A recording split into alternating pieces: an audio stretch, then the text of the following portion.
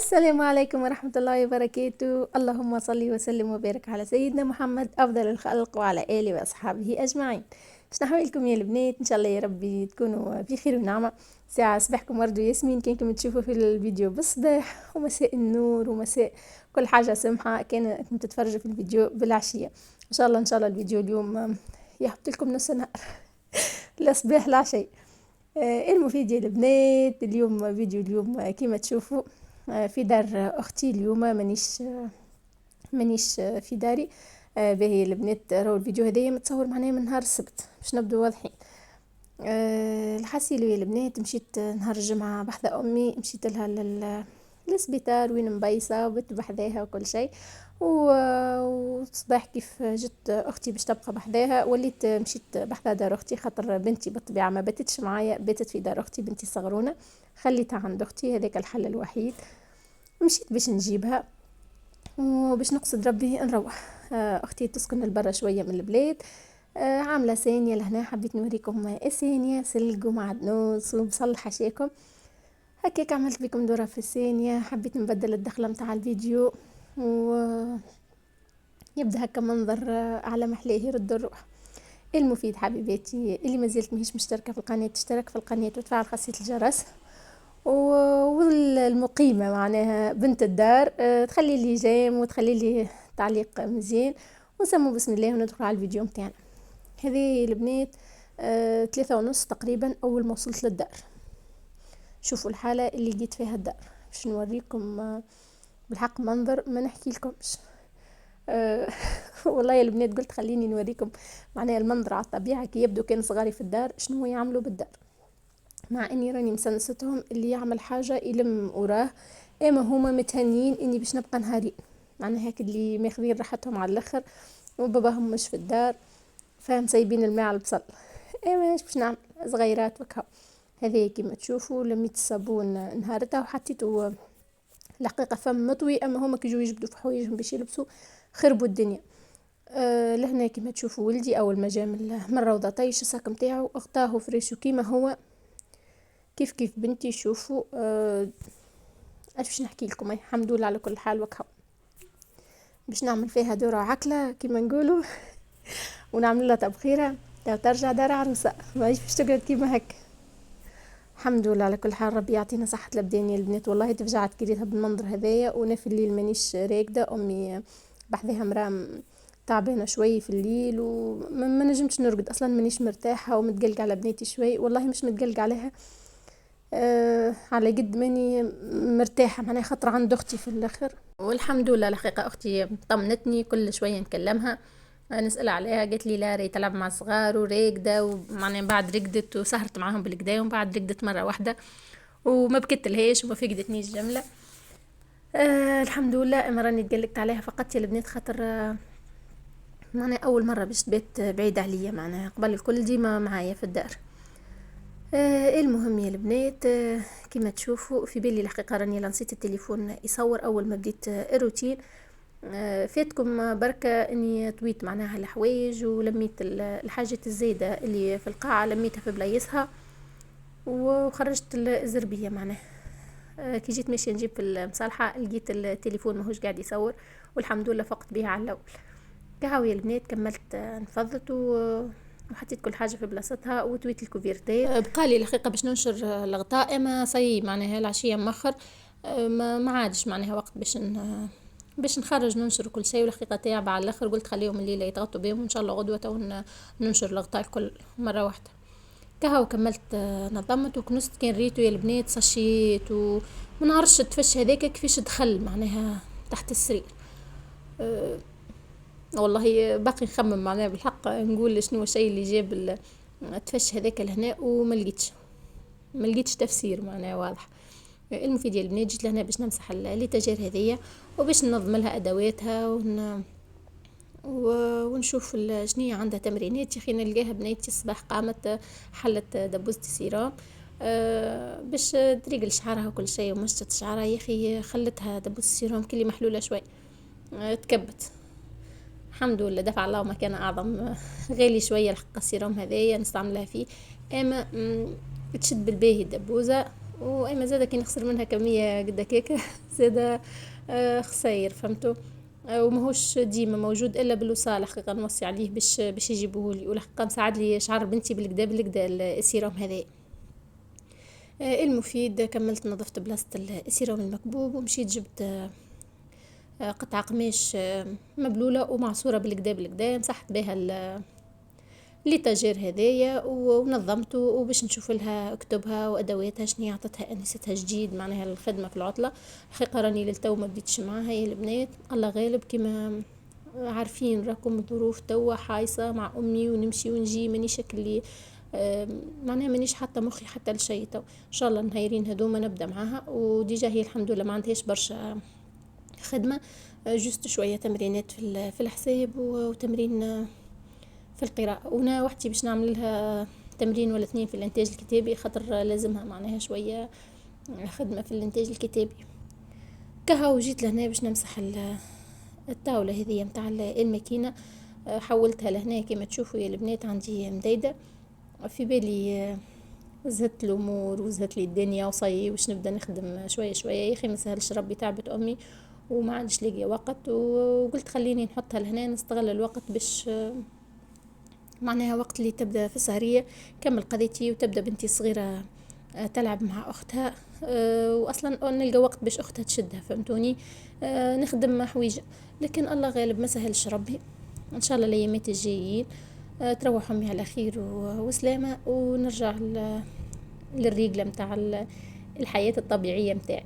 المفيد يا البنات في بالي كما قلت لكم الاول مانيش باش نمسح، وليت قلت صي اش مازال هي باش نعدي حشاكم خيشه، مانيش باش نبقى نبخل عليها، هويني غدوه مره واحده نرتاح. كهو كملت لميت لبيته وجيت لهنا باش نعمل مسحه خفيفه والحمد لله يا ربي، ونكمل باش نحل باب البلكونه زاده باش نحط يا ربي مش باش نحط باش البيت تشيح معناها فيسع فيسع وكهو ونعاود نفرشها، والحمد لله فما نسمة سمحة اليوم، الدنيا سخونة ونسمة فما نسمة داخلة ساعدتني هذيك باش فيسع فيسع شحت لي البيت. نعم كما تشوفوا حليت باب البلكونة وخليت البيت شاحت فيسع فيسع وصي عاودت فرشتها وباش نمشي نشوف شنية ورايا اخر. بديت بالحويجة والحمد لله كملت، صحيح كملت تعبة شوية اما كمان حسيت روحي مرتاحة على الاخر ومتفرد. جيت لهنا البيت ولدي كما تشوفوا ما لقيتها، ما نحكي لكم شاويني صورة وحتى تحكي حوايج مقلوبين مطيشين فوق البيرو، معناها دوبا لجانح حوايج ورماهم فما ولبس حوايج الدار.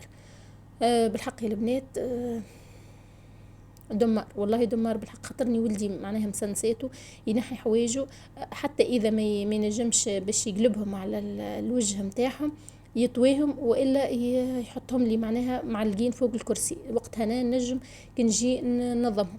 اليوم نلقاه مسيب الماء على البصل وعامل اللي في مخه الكل فهمتوا، ما همش لاقين شكون يتبعهم وشكون يحاسبهم شكون يقول لهم اعملوا هذه ما تجيش، لا لم وراك لا اعمل هكا. الله غالب الحمد لله على كل حال. هكا وهكا كما تشوفوا لميتك الحوايج وخرجت الزربيه وباش نطوي معناها الكوفرتات، وكما العاده يا البنات مانيش باش ننشر قلت لكم خاطر صي مخر ما عادش وقت. تهاو باش لهنا ولدي راني نفرش له في معناها فرش، نعمل له مشمع ونعمل له فوق منه فرش ومن بعد نعمل دفايه، خاطر ولدي ياخذ في دواء الكلاوي كما قلت لكم منشطات ساعات معناها تسرع له في عمليه التبول معناها فهمتوني، نخاف ساعه لي يعملها عليا هوني ديما عامله احتياط باش هكاك نخفف على روحي التعب. راني عملت لها معناها الجرايه بطبيعتها كاش بلاستيك من اللوطه كيما الملحفه ما يعملش حس، اما ماذا بيا ما يوصلش للكاش هذاك ديما، ماذا بيا فما كل البروتيج معناه.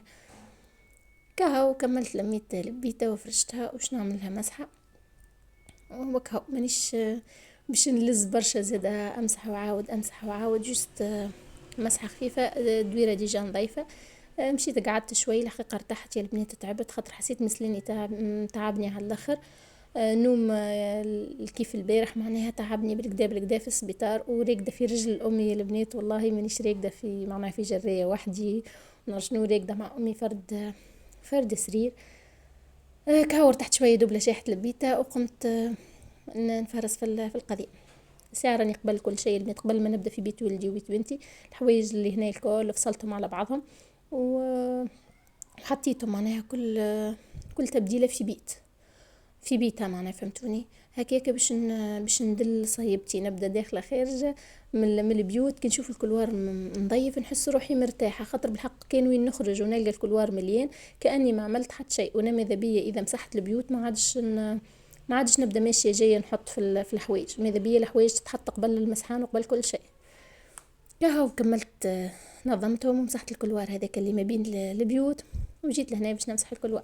في بالي لهنا الحقيقه باش نقص اي روتين، مانيش باش نعمل الصاله خاطر الصغيرات يتفرجوا، ومن بعد قلت لا، خليني نتعب تعبه واحده ونرتاح، خاطر باش نمشي نطل على حمويه وحماتي، عندي مديده الحقيقه ما مشيت لهمش الايامات اللي نمشي فيهم لدار امي ونمشي فيهم لامي للسبيطار، مانيش نمشي، فهمتوا؟ ونمشي الصباح ونمشي العشيه لدار امي، ما نلقاش وقت معناها، في الليل تبرد الدنيا صيي ما عادش نخلط، ما طيبت العشاء ولا ميت دنيتي كان هذاك هو. اليوم عاد قلت خليني نطلع عليهم ونمشي نعمل قاعده بحذاهم مشوير ونروح. هاي قلت مادامي صايبه برمجت باش نمشي، خليني نخلي البيوت الكل ملمومين باش هكاك كي يجي زوجي زاده هكا ما يلقاش الدنيا خايضه، وانا مانيش معناها كلي من متملصه كيما نقولوا من المسؤوليه، فهمتوا؟ معناها خليتها خايضه وخرجت، هاويني لميتها خليتها منظمه امورها واضحه، ومن بعد مشيت قعدت بحث دارهم شوي. كهو جيت لهنا زاد كيما تشوفوا نلقاهم كبيني لي الماء فوق الطاوله. الحقيقه ماهوش الحمد لله كي ماهوش وصل لي لوطه باش هكاك ما يتعبنيش معناها باش نولي نخرج الزربيه وننشرها كل شيء. هاكم كيما تشوفوا على كل لون يا كريمه، الدنيا خايضه وكل شيء موجود فوق الزربيه. ايش باش نعمل؟ الحمد لله في الاخر كي هنوني على رواحهم وما صار لهم حتى شيء، ميسالش التعب مخلوف، يا ربي قدرني. كهو نفضتك الزربيه بالمسلحه ان شاء الله يا البنات، كان سهل ربي النايرين هذوما نجيب الاسبيراتور نتاعي تصلحت، اما الله غالب. قال لي تصلحت معناها الراجل اللي هزتها له باش يصلحها، وما سهلش ربي باش نمشي، والله راهو قريب عليا ماهوش بعيد، اما ما لقيتش فضاء معناها ما لقيتش وقت باش نمشي نجيبها. سينو راهي كانت مخففه عليا برشا في التعب هذايا. تو كي نجيبها ان شاء الله نحاول نعمل تنظيفه سمحه للزربيه وبيت القعاد. كهو كيما ريت وك اللي شال هذاك دريتي شنو عاملين فيه، طيحوه الحسيل وكدسوه فوق بعضه، حتى البيسي مسلكش منهم، والله وراني مبعدات وغادي في بالي بعيد عليهم، لكن شيء. وهذه الكل راهي بنتي صغيره دوب اللي جيت، كان الحاجه الوحيده اللي مريقله في بلاصتها هي اللي شال هذاك، دخلت بنتي صغيره وكملت معناها الواجب نتاعها، كان خليتها معاهم راهي الدنيا اعظم واعظم. كهو يا البنات كملت وبعت لي شيل هذاك ونحيتك الزربيه نتاعت الكلوار وخرجتها لبرا نفضتها، وباش نجي لهنا باش نمسح الأطوي ولا نمسح التلفزة. كيما تشوفوا ما نعرفش مش مظهر لكم لهنا التليفون، اما لقيت التلفزة فيها شوكولاتة، والطاولة الأكثرية الحقيقة الطاولة هي اللي فيها الشوكولاتة، التلفزة طاشات صغيرونين. بالحق ما عرفتش نادريتي كيفاش ياكلوا في الشوكولاتة غادي والتراس نتاع الشوكولاتة وصل لهنا. كاو مسحت الطاولة ونظفتها ومسحت التلفزة وجبت لهنا لي شيل هذاك زاد باش نعمل له مسحة سمحة، وكاو هاويني نكون نظفت الدويرة ونمشي متهنية معناها ما ورايا حتى شيء.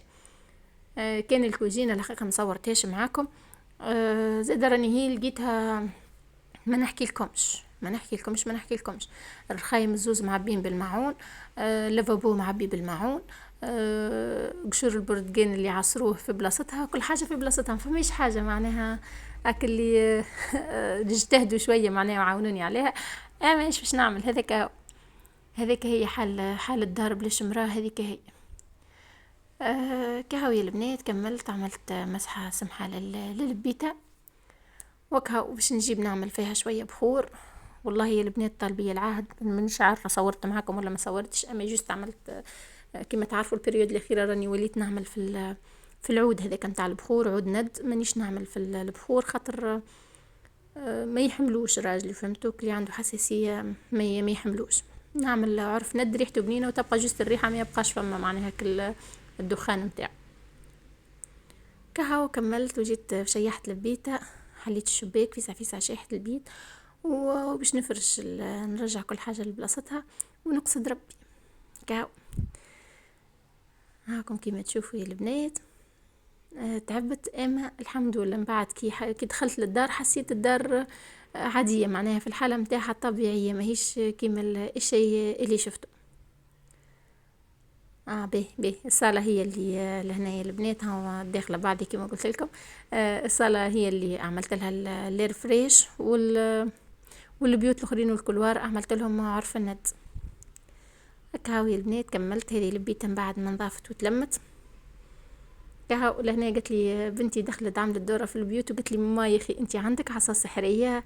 قلت لها علاش بناتي واش خاص ساعدي؟ قالت لي ماما هو في ساعة تلموا البيوت ما قعدوش خايدين كيما من بكري. قلت لها يا بناتي واش خاص ساعدي كان جت عندي عصا سحرية. هاكم كيما تشوفوا.